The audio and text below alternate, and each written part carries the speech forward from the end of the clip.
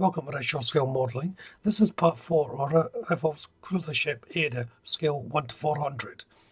In part 3, I placed in the side cabins and added some more lights, put in the decking for the bow of the ship. So in part 4, I'm going to be carrying on with placing more lights in, doing a little bit more decking work as well. So let's jump into this and see how I get on. So first of all, I'm having to add some little more lifeboats. Now these are the lifeboats that are stored in a canister form, so it's like a little barrel drum on a support. These are a little bit tricky to go in, but they do fit in quite well. Just takes a little bit of manoeuvring to get them in position. There's about 4 on each side that has to go in, and the last thing to go in on the side is the little red rigidable boat. And that sits on a cradle on the platform there.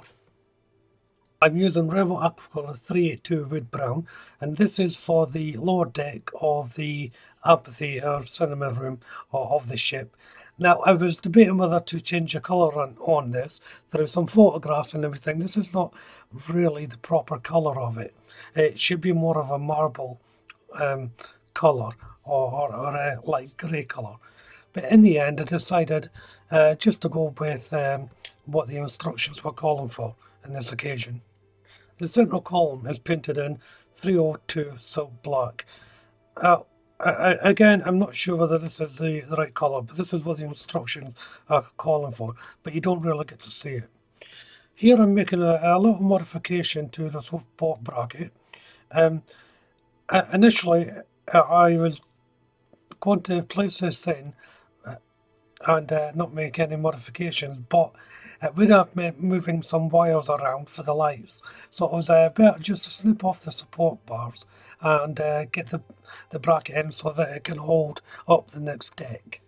And once those support brackets were in, it's time to put on the lower part of the deck. As you can see there, it fits directly up onto the supporting beams. It was a good fit. A little bit fiddly because it is such a tight fit, but it makes it good for less movement when you're trying to build up on other things onto it. I'm now using Revell Aquacolor 79 Greyish Blue, and this is the beginning of building up the front cabins. Now this part I'm painting here, the inner part, you don't necessarily have to paint it. In fact, the instructions are calling for it to be white or black. I decided to put grey in just to give it a bit of definition, really, but you can't see much of it though. Next is 12 yellow, and this is for the decking part where the cabin is. Now you can do this in beige or a light sandy colour, whatever decking colour you want to go for, but this yellow makes quite a good decking colour. You can darken it up as well if you wish later on through weathering, but once the colour settles down, it's quite effective. So while that's all drying, I'm just placing in some clear windows. There's quite a lot of clear windows to going throughout the build. I'm just placing on the main ones at the moment. They're very easy to put on. Just be aware though, taking them off the sprue can be problematic. They generally come in one big line, so they fit in one unit, but they can snap if you're not careful about taking them off. Next to go in the cabins is the clear balcony parts. These are in an L shape and they butt up against the framework of the outer hull of the ship. And once all the cabins are in, it's time to place them all together. They build on top of each other, slightly offline, so it's slanting up as it goes along. Now I should point out as well that I have painted the bottom of these black to prevent any light bleed coming through. So I'm placing the last one on now, so you can see the effect it's having now. The contact points are quite easy to follow. If you are doing this kit, make sure you get them in order though, because if they are out of order, it will not look right, even though they'll fit.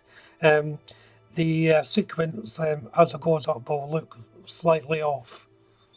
Before I place on the bell cabins, you have to place in this handrail.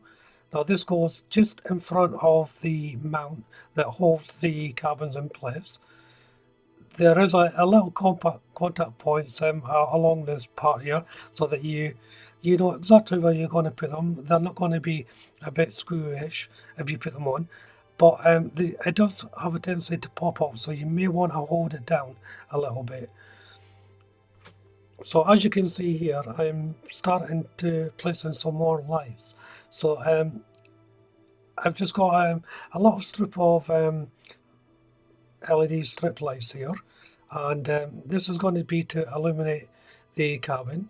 So I'm just gluing that onto the support bracket there, and once the lights are on and connected up, it's time to put in the bow cabin area. A little bit tricky because of the wires. Otherwise it is a perfect fit, but obviously because I've got the wires in, it's a lot tighter than it should be, so it does take a little bit of manoeuvring to get it into position. But once it's in position, it's time just to test the lights to make sure I'm getting them shining through, and you can see them coming through there. Obviously the camera washes out the light colour a little bit. I'm just trying to position it. You can see I've got a little bit of light bleed there on the brown, but that's easily to sort out. I'll just press that down a little bit so that the light won't come through. So now it's going on to the second part of the main central area of the ship, and what I'm painting here is the cinema screen, and I'm using Revell Aquacolor 47 Mouse Grey for this. Now you may think grey is a strange colour to paint a cinema screen in, but once it's all in situ, it looks a lot better than black. It gives over the illusion of it being an actual screen. Being black looks too harsh. So now it's back to painting the deck, and like the other deck, it's 382 wood brown. But this one I am going to be darkening it slightly more as well. I'm using Life Colour LPW19 Wood Deck Shadow, and this gives it a more wood effect look. Now the beauty about this paint, it is a wash. You can increase the pressure on your brush or decrease it to produce more of a streaking effect, and this also gives an effect of looking like grained wood. So back to prepping more lights and wires. So I'm just tinning the actual wires here to solder them onto the LED light strips. This is an ongoing process with the lights. There's many more lights to go in at this stage, so I'll be adding them as I need them, just making sure that I've got enough to illuminate the whole ship. It's also worth bearing in mind when you're doing this to do it as you go along, or make a detailed plan beforehand, but be prepared for that plan to change as you're doing it. When you're doing that as well, make sure that you know where your lead off is going to be. So what I mean by that is, when you're connecting your LED to the ones already within the ship, know where your next LEDs are going to go, so your connecting wire is freely available to do so. So now the wires are connected to the LED. Again, I'm using my hot glue here to one, stabilize the connections, and two, to insulate them, so there's no any bare metal that's going to be touching them and creating a short. This is vital when you're using the lights, because if anything metal touches them, your lights won't work. This light setup is a very simple setup, as you can see. It's really not difficult to do, but there's simple rules that you have to follow or your lights wouldn't work. It's common sense, but if you've never done anything like this before, it may sound tricky, but it really isn't. So as you can see there, I'm placing the lights on in a bend around the bracket. This is just to give me a little bit of stabilization before I put the next deck on. I need those lights to shine along the deck of this, but they're only going to be shining about halfway down. I will have to put on another side on the other side, but I can't do that until the cinema screen's in and the next part of the deck is in. So as you can see, the cinema screen has just gone in there. So once the lights are in, I'm test fitting the top deck to make sure everything is going to fit before the actual final fitting. So this would be a good place, I think, to end the video. I'm just going to do a small light test to make sure everything is fine. If you haven't done so already, why don't you check out the channel for my other videos, and also including for this build. If you subscribe to the channel, you'll be notified of any updates in the future and as for this build. Hit the like button and of course leave a comment. But for now, thank you all very much for watching. Bye bye.